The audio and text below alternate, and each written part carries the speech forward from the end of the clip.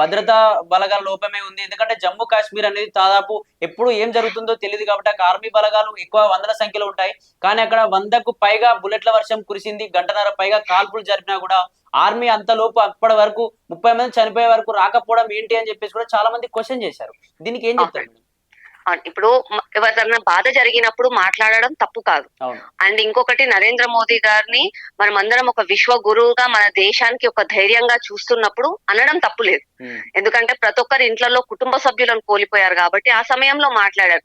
అంతేకాని దాని తర్వాత నరేంద్ర మోదీ గారు చేస్తున్న పనులని మనం వెనకలుండి ఒక సిఏ విషయంలో గాని, ఎన్ఆర్సి విషయంలో గాని సివిడో సెక్యులర్లు అందరూ కూడా ముందుకొచ్చి మన దేశ రక్షణ ముఖ్యము, మన దేశ పౌరులు మనకు ముఖ్యము, పాకిస్తాన్ అవన్నీ తర్వాత సంగతి. అరే పిండికే గతి లేని వాళ్ళు ఈ రోజు మన భారతదేశంలోకి వచ్చి చంపుతున్నారు అని అంటే వాళ్ళకి ధైర్యం ఎవరు కల్పిస్తున్నారు?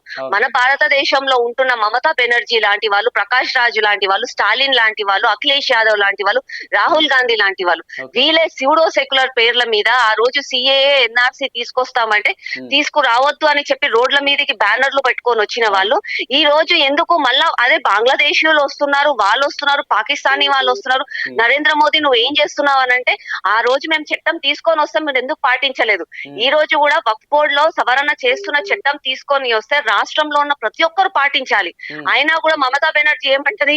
ఒక చట్ట సభలలో నిర్ణయించిన చట్టాన్ని మేం పాటించమని చెప్పి ధైర్యంగా చెప్తుంది. ఇక్కడ హైదరాబాద్ లో ఉన్న ఓవైసీ ఏమంటాడు? పేపర్లను చెప్పేసి మేము ముస్లింస్ ని దీన్ని వ్యతిరేకిస్తాము.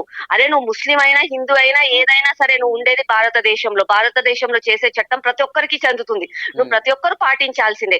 ఈ రోజు ఓవైసీ అంటాడు, అరే నరేంద్ర మోదీజీ ఆ ఆగే బడో హమ్ తుమారే సాథే ఆ అచ్చా కియా అది అని మాట్లాడతాడు. మళ్ళీ నీ చుట్టుపక్కల ఉన్న హైదరాబాద్ లో ఉన్న ఉగ్రవాదులను నువ్వు ఎందుకు పంపించలేకపోతున్నావు? ఇప్పటికీ కూడా ఫేక్ సర్టిఫికెట్లు, ఫేక్ ఆధార్ కార్డులతోటి చాంద్రాయన్గుట, ఓల్డ్ సిటీ, బడంగ్పేట్లలో మనుషులు ఉన్నారు, రోహింగ్యాలు ఉన్నారు అని చెప్పి మేము చెప్తున్నాము. మళ్ళీ నువ్వు రేవంత్ రెడ్డికి చెప్పి చిత్తశుద్ధితో నువ్వు ఎందుకు చెప్పట్లే? ఈ రోజు పాకిస్తాన్ ముర్దాబాద్ అంటున్నావు, మళ్ళీ పాకిస్తాన్ ముర్దాబాద్ అన్నోళ్ళని తెచ్చి నీ చుట్టుపక్కల ఎందుకు పెట్టుకుంటున్నావు? అట్లా మన దేశంలో ఉన్న ఈ గుంట నక్కలను, మన దేశంలో ఉన్న దేశద్రోహులను కూడా మనలాంటి వాళ్ళందరం కూడా ప్రయత్నించి పోలీస్ కంప్లైంట్లు కలెక్టర్లకి వాళ్ళకి ఇచ్చి వాళ్ళందరినీ కూడా తరిమేయాలి. ఓకే. అలాగే మేడం, ఏదైతే ఎంఐఎం సంబంధించినటువంటి అధ్యక్షుడు అసదుద్దీన్ ఓవైసీ గారు నిన్న ఏం చెప్తా ఉన్నారంటే పాకిస్తాన్ ముర్దాబాద్, ఇండియా జిందాబాద్ అని చెప్పేసి కూడా వ్యాఖ్యలు చేసిండు. దీన్ని ఎట్లా చూస్తారు? ఎప్పుడైనా విన్నారా ఈ వ్యాఖ్యలు మీరు? ఇలా మాట్లాడారు. యాక్చువల్ గా అతనికి వ్యతిరేకం అంటే మొత్తము ప్రతి ఒక్కరు వ్యతిరేకస్తులు అయిపోతారు, ఎక్కడ నన్ను బతకనివ్వరేమో అని చెప్పి ఈ రోజు భయంతో పాకిస్తాన్ ముర్దాబాద్ అన్నాడు. మళ్ళీ 70 సంవత్సరాల నుంచి ఎక్కడ పోయింది అలా కుటుంబానికి గాని అలా పార్టీకి గాని? మొన్న రాజ్యాంగబద్ధంగా ఒక ఎంపీగా గెలిచిన తర్వాత ప్రమాణ స్వీకారం రోజు జై పాలిస్తానీ అన్నాడు అదే నోరుతోటి. ఈ రోజు వచ్చి పాకిస్తాన్ ముర్దాబాద్ అంటే అట్లాంటి దొంగలని ఎవరు నమ్ముతారండి? కేవలం ఈ రోజు వ్యతిరేకం అయిపోయింది మొత్తం ప్రపంచం వ్యాప్తంగా. ఇస్లాం అనంటే టెర్రరిజం ఏమో అన్న ఒక భయం అయిపోయింది అని చెప్పి ఈ రోజు ఈయనకి మళ్ళా అతనికి వ్యతిరేకం అయిపోయి వాళ్ళ పార్టీకి ఎక్కడ మొత్తం మనుగడుగు పోతదేమో అని చెప్పి ఈ రోజు పాకిస్తాన్ ముర్దాబాద్, భారత్ జిందాబాద్ అని అంటాడు. ఒకప్పుడు భారత్ మాతాకి జై అనమంటే అనలే, అదే నోరు వాళ్ళు. ఇప్పటికీ కూడా మీరు వెళ్ళి అడగండి, ఎంఐఎం వాళ్ళ నోట్లో నుంచి భారత్ మాతాకి జై అని అన్నారు. మళ్ళా అదే భారత్ లో ఉంటూ అదే తిండి తినుకుంటూ అదే నీళ్లు తాగుతారు, కానీ భారత్ మాతాకి జై అన్నారు. మళ్ళా పొద్దున లేస్తే హిందువులకి వ్యతిరేకంగా మాట్లాడతారు. మళ్ళా అదే హిందువులు కట్టే పన్నులతోటి వాళ్ళు ఇవాళ బతుకుతున్నారు ప్రతి ఒక్కరు కూడా.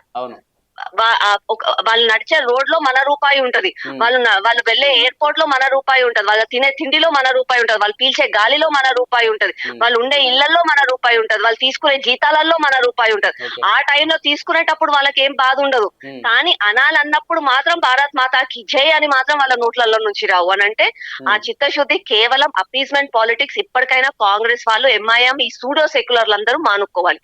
అలాగే కొంతమంది ఇప్పటికీ కూడా మా జీవితాలను కోల్పోయినా సరే, నా కుటుంబం లేకున్నా సరే, నా దేశంలో ఉన్న ప్రజలే ముఖ్యం అని చెప్పి బార్డర్లలో పోయి సైనికులు మొత్తం పోరాడుతుంటే ఈ రోజు ఏంటంటే సిపిఐ లీడర్ వాళ్ళందరూ కొంతమంది లోపల ఇక్కడ కూర్చొని ఆ విద్యాశాఖ నుంచి వాళ్ళు మీరు అసలుకి కొట్లాడుతున్నారా? సింధూర్ అంటే అదా? ఆపరేషన్ సింధూర్ అంటే రక్తపాతమా? అసలు కన్నుకి కన్నేనా సమాధానం అంటే? ధర్మో రక్షిత రక్షిత, ధర్మానికి ఎవరైనా ఎదురు వస్తే తప్పకుండా మేము చేస్తాం. ఆ రోజు హనుమంతుడు ఎలాగైతే సీత కోసం లంకని కాల్చాడో అట్లాగే ఈ రోజు మన భారతదేశ ఆడపిల్లల కోసం అవసరమైతే పాకిస్తాన్ ని అన్నిటినీ కూడా కాలుస్తాం, అవును. కానీ మన దేశంలో ఉన్న ప్రతి ఒక్కరిని కూడా సంరక్షించుకుంటామని చెప్పి ఈ రోజు ఇండియన్ ఆర్మీ చేస్తున్న దానికి అవును. మనం ఒక పౌరులుగా మనం గన్ను పట్టుకొని పోయి వాళ్ళతో పోరాడని అవసరం లేదు. ఉమ్. ఒక పౌరులుగా ప్రతి ఒక్క నిమిషం జై హింద్, మీ వెంబడి మేమున్నామనే ధైర్యం చూపిస్తే చాలు.